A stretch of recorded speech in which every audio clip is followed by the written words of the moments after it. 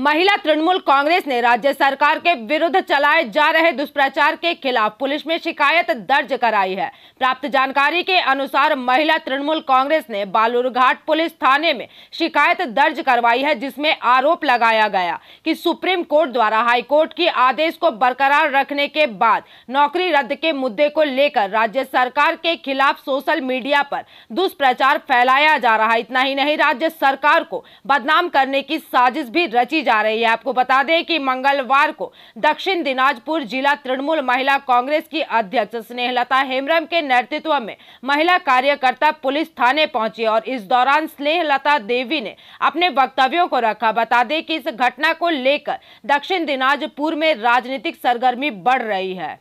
आज के देखलाम जे बालुरघाट থানাতে এলেন, বিষয়টা কি ছিল থানাতে আজকে আমরা বালুরঘাট থানায় একটা এফআইআর করলাম। সেটা আমাদের রাজ্য নেতৃত্ব, যিনি রাজ্য সভাপতি আছেন মাননীয় মন্ত্রী, আমাদের অর্থমন্ত্রী চন্দ্রিমাদি এবং আমাদের মহিলাদের রাজ্য সভানেত্রী, তিনি আমাদের একটা নির্দেশ দিয়েছেন। কিছুদিন ধরে একটা ফেসবুকে প্রচার হচ্ছে যে অফার অফার অফার বলে প্রথমে 18 লক্ষ দিয়ে চাকরি কেন, তারপরে 8 বছরের পর 36 লক্ষ ফেরত দাও, আর জিতে নাও 1000 টাকা করে টাকা মূল্যের লক্ষ্মী ভাণ্ডার।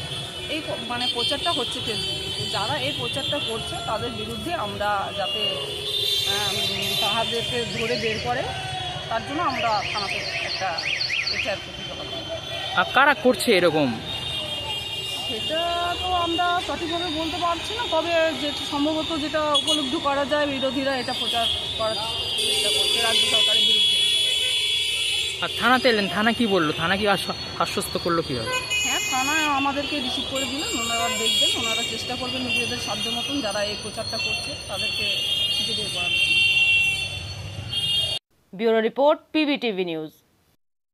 नियमित अपडेट एवं दुनिया भर की ताज़ा खबरों के लिए हमारे फेसबुक पेज को फॉलो एवं यूट्यूब चैनल को सब्सक्राइब करें।